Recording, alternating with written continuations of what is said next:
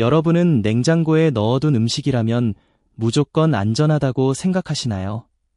어제 먹다 남은 반찬인데 차가우니까 그냥 먹어도 괜찮겠지 싶더라고요. 냄새가 나지 않는다는 이유로 상하지 않았을 거라 맹신하는 분들이 많습니다. 하지만 바로 이런 방심이 여름철에는 가장 치명적인 독이 될 수 있어요. 특히 60세 이후의 신체는 젊었을 때와는 전혀 다른 방어력을 보입니다. 나이가 들면 위산 분비가 줄어들어 외부 세균을 죽이는 힘이 약해집니다. 장의 운동 속도도 느려져서 독소가 몸속에 머무는 시간이 더 길어져요. 젊은 시절에는 가벼운 배탈로 끝날 일도 시니어에게는 큰 위기가 됩니다. 심한 탈수나 고열로 이어져 응급실에 실려가는 사례가 빈번하게 발생하죠. 그렇다면 고온다습한 여름철 날씨는 세균들에게 어떤 영향을 미칠까요? 여름철 기온이 30도 이상 올라가면 세균은 폭발적으로 늘어나기 시작합니다. 단 몇 시간 만에 한 마리의 세균이 수백만 마리로 증식할 수 있어요. 습도까지 높은 장마철에는 세균이 자라기에 최적의 환경이 조성됩니다. 음식물 표면은 물론이고 주방 도구 곳곳이 세균의 온상으로 변하게 되죠. 그런데 왜 우리는 상한 음식을 눈이나 코로 쉽게 알아채지 못할까요? 많은 식중독균은 음식의 색깔이나 냄새를 전혀 변화시키지 않습니다. 겉보기에는 아주 멀쩡하고 신선해 보여도 이미 오염되었을 수 있어요. 냄새가 나지 않는다고 안심하고 먹었다가 식중독에 걸리는 이유가 이겁니다. 후각이나 시각에만 의존해서 음식을 판별하는 것은 대단히 위험한 일이죠. 그렇다면 노화된 몸속 소화기관은 세균을 만나면 어떻게 반응할까요? 나이가 들면 위산의 산도가 낮아져 유해 세균을 1차로 걸러내지 못합니다. 살아남은 세균들이 장까지 그대로 내려가 염증을 일으키게 되는 것이죠. 면역세포의 기능도 저하되어 세균과의 싸움에서 쉽게 밀리게 됩니다. 이 때문에 시니어의 식중독은 단순 장염을 넘어 전신 감염으로 번집니다. 과거에 튼튼했던 몸만 믿고 방심하는 습관이 왜 위험한지 알아볼까요? 젊었을 때는 상온에 하루 둔 음식을 먹어도 아무 탈이 없었거든요. 하지만 세월이 흐르며 우리 몸의 엔진 성능은 자연스럽게 떨어졌습니다. 몸은 변했는데 과거의 식습관을 고집하는 것이 가장 큰 원인입니다. 자연스러운 노화를 인정하고 이생습관을 현재 몸에 맞춰야만 합니다. 특히 남은 음식을 반복해서 데워 먹는 행동은 어떤 결과를 부를까요? 남은 찌개를 상온에 꺼내 두었다가 다시 냉장고에 넣기를 반복하시나요? 음식이 식는 과정에서 세균이 번식하기 가장 좋은 온도가 형성됩니다. 냉장고에 다시 넣어도 이미 늘어난 세균은 사라지지 않고 유지되죠. 이 과정을 반복할수록 음식 속 세균의 밀도는 기하급수적으로 높아집니다. 끓이면 세균이 다 죽어서 안전할 것이라는 생각은 정말 사실일까요? 일부 식중독균이 만들어내는 독소는 열에 대단히 강한 특성을 가집니다. 100도 이상의 온도로 팔팔 끓여도 독소는 파괴되지 않고 남아있어요. 균 자체는 죽을지 몰라도 그들이 남긴 독소가 식중독을 유발하는 것이죠. 결국 끓여 먹으면 안전하다는 맹신이 몸을 상하게 만드는 주범입니다. 그렇다면 우리가 믿는 냉장고는 세균을 완전히 죽일 수 있을까요? 냉장고는 세균을 박멸하는 기계가 아니라 활동을 늦춰주는 도구입니다. 영하의 온도에서도 살아남아 서서히 증식하는 저온 세균도 존재해요. 보관 기간이 길어지면 냉장고 속 음식도 결국 상할 수밖에 없습니다. 냉장고를 마법의 상자로 믿고 음식을 방치하는 습관을 버려야 합니다. 특히 냉장고 내부에 음식을 가득 채우면 어떤 문제가 발생할까요? 냉장고 내부에 음식을 가득 채우면 찬 공기의 순환이 완전히 막힙니다. 냉기가 돌지 못하면 내부 온도가 올라가 세균이 자라기 쉬워져요. 전문가들이 냉장고 용량의 70% 정도만 채우라고 권장하는 이유입니다. 여유 공간이 있어야 냉기가 구석구석 전달되어 신선함이 유지되죠. 여기에 뜨거운 음식을 식히지 않고 바로 넣으면 어떻게 될까요? 뜨거운 음식을 식히지 않고 넣으면 냉장고 내부 온도가 급격히 상승합니다. 주변에 보관 중이던 다른 식재료의 온도까지 함께 올라가게 되죠. 이로 인해 멀쩡하던 주변 음식들까지 세균이 증식하며 상하게 됩니다.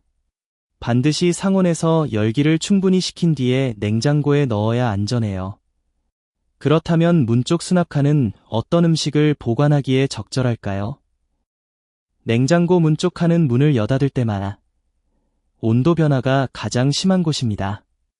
우유나 계란처럼 쉽게 상하는 신선식품은 이곳에 두면 안 됩니다. 문 쪽에는 소스나 음료수처럼 온도 변화에 덜 민감한 것만 보관하세요. 신선도가 중요한 식품은 냉장고 안쪽 깊숙한 선반에 넣는 것이 좋습니다. 생고기에서 흘러나오는 육즙이 다른 음식에 닿으면 어떻게 될까요? 생고기에서 흘러나온 육즙에는 수많은 식중독균이 살고 있습니다. 이 육즙이 아래 칸에 둔 반찬이나 과일에 떨어지면 교차 오염이 발생해요. 열을 가하지 않고 바로 먹는 과일에 육즙이 묻는 순간 식중독으로 이어지죠. 따라서 생고기는 반드시 밀폐 용기에 담아 가장 아래 칸에 두어야 합니다. 음식을 언제 넣었는지 헷갈리지 않게 관리하는 묘책은 없을까요? 밀폐 용기에 보관 날짜를 적은 메모지를 붙여두면 관리가 훨씬 쉬워집니다. 언제 만든 음식인지 직관적으로 확인하여 오래 방치되는 일을 막아주죠. 먼저 들어간 음식을 앞쪽으로 배치해 먼저 소비하는 순서도 중요합니다. 이러한 선입선출 습관만 들여도 냉장고 속 시한폭탄을 제거할 수 있어요. 그렇다면 꽁꽁 얼어붙은 냉동실은 세균으로부터 완벽히 안전할까요? 냉동실에 넣어둔 음식도 시간이 지나면 서서히 품질이 저하되고 상합니다. 특히 얼었던 고기를 해동하면 잠자던 세균들이 다시 깨어나 활동해요. 이것을 다시 냉동하면 증식한 세균과 독소가 고스란히 갇히게 됩니다. 한번 해동한 식재료는 절대로 다시 얼리지 말고 즉시 소비해야 합니다. 위생적인 보관을 위해 냉장고 청소는 얼마나 자주 해야 할까요? 냉장고 선반에 흘러내린 국물이나 찌꺼기는 세균의 훌륭한 먹이가 됩니다. 적어도 한 달에 한 번은 내부를 완전히 비우고 소독 청소를 해야 해요. 희석한 소독제나 베이킹소다를 이용해 구석구석 깨끗이 닦아내야 합니다. 청결한 냉장고 환경을 유지하는 것이 식중독 예방의 기본 뼈대입니다. 장을 보는 순간부터 식재료의 온도를 지키는 비결도 알아볼까요?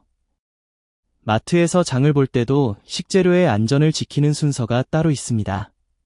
상온 보관이 가능한 생필품을 먼저 담고 신선식품은 나중에 고르세요.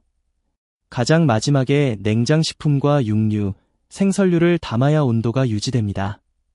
장을 본 뒤에는 딴 곳에 들르지 말고 곧바로 집으로 귀가해야 안전해요. 장바구니 안에서 고기와 채소가 섞이지 않게 담는 요령은 무엇일까요? 장바구니 안에서도 생고기와 채소 간의 교차 오염이 쉽게 일어납니다. 고기팩에서 미세하게 흘러나온 육즙이 채소 표면에 묻을 수 있거든요. 따라서 생고기와 생선은 비닐봉지에 한 번 더 감싸서 격리해야 합니다. 사소해 보이는 개별 포장 습관이 식중독의 위험을 사전에 차단해줍니다. 조리를 시작하기 전 가장 먼저 실천해야 할 위생수칙은 무엇일까요? 손 씻기는 식중독을 예방하는 가장 쉽고도 강력한 방어수단입니다.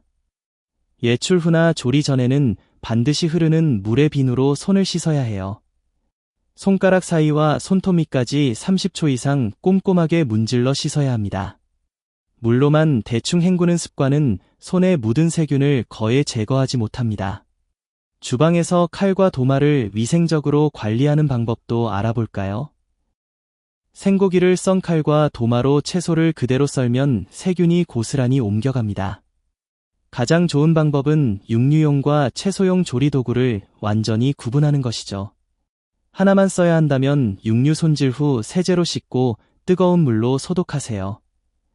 열탕 소독을 거쳐야만 도마, 틈새에 박힌 미세한 세균까지 박멸됩니다. 우리가 매일 먹는 채소와 과일은 어떻게 세척해야 안전할까요? 채소와 과일은 물에 오래 담가두는 것보다 흐르는 물에 씻는 게 좋습니다. 마찰력을 이용해 표면의 잔류 농약과 미세한 세균을 씻어내야 하거든요. 상추나 깻잎처럼 주름이 많은 채소는 장마다 꼼꼼히 문질러 씻으세요. 깨끗한 물로 3번 이상 헹구어내면 식중독 위험이 크게 줄어듭니다. 최근 자주 이용하는 배달 음식이나 외식 시에는 무엇을 조심해야 할까요? 여름철 배달 음식은 배달 즉시 남기지 않고 모두 섭취하는 게 안전합니다. 상온에 방치된 배달 용기 안에서는 세균이 빠르게 증식할 수 있어요. 뷔페에 갔을 때도 오랫동안 진열대에 놓여있던 음식은 피해야 합니다. 갓 조리되어 따뜻하게 채워지는 음식을 선택하는 것이 현명한 방법이죠. 우리가 매일 마시는 물과 물병 위생은 어떻게 관리해야 할까요? 땀을 많이 흘리는 여름에는 탈수를 막기 위해 물을 자주 마셔야 합니다. 하지만 입을 대고 마신 물병을 상온에 방치하면 세균이 득실거리게 되죠. 물병은 매일 깨끗이 세척하고 완전히 건조한 뒤에 다시 사용해야 해요. 정수기 물바지도 주기적으로 청소해야 2차 오염을 막을 수 있습니다. 그런데 혼자 외롭게 식사하는 습관이 면역력에 어떤 영향을 미칠까요? 혼자 식사하는 시간이 길어지면 대충 한 끼를 때우는 습관이 생깁니다. 인스턴트나 남은 반찬 위주로 먹다 보면 영양 불균형이 찾아오기 쉽죠. 영양 섭취가 부실해지면 몸의 면역 체계가 무너져 세균에 취약해집니다. 결국 외로움이라는 심리적 고립이 신체적 면역력 저하로 직결되는 셈입니다. 만성적인 스트레스 호르몬은 우리 몸의 방어벽을 어떻게 무너뜨릴까요? 스트레스를 받으면 분비되는 호르몬이 면역세포의 활동을 억제합니다. 이로 인해 위장관의 보호막이 약해져 식중독균이 쉽게 침투하게 되죠. 마음의 불안과 피로가 몸의 방어벽을 스스로 허무는 결과를 낳는 겁니다.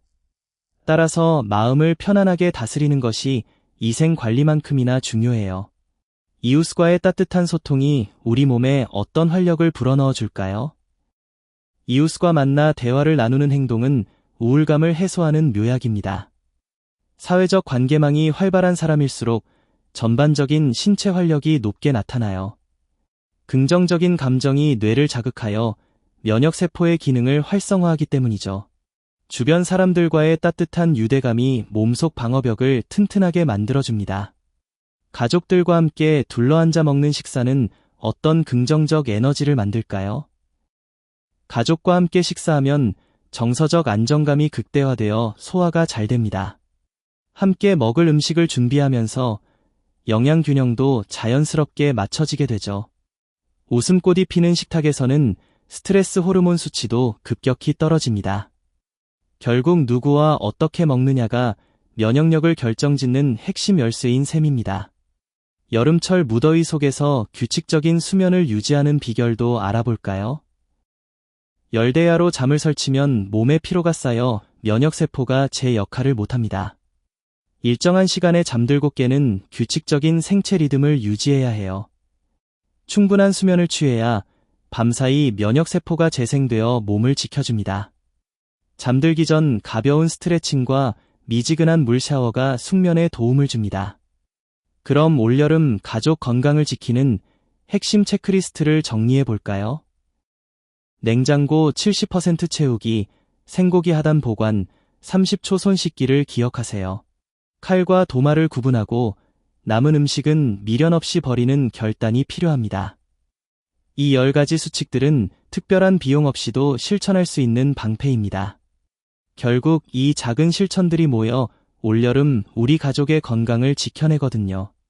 오늘부터 시작하는 작은 변화가 소중한 이들에게 어떻게 전달될까요?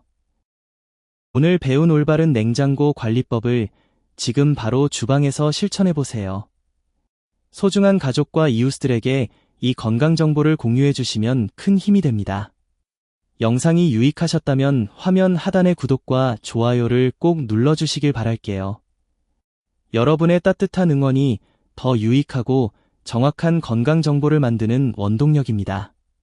그 선택은 지금도 누군가의 하루 한복판에 조용히 남아 건강을 지켜주니까요.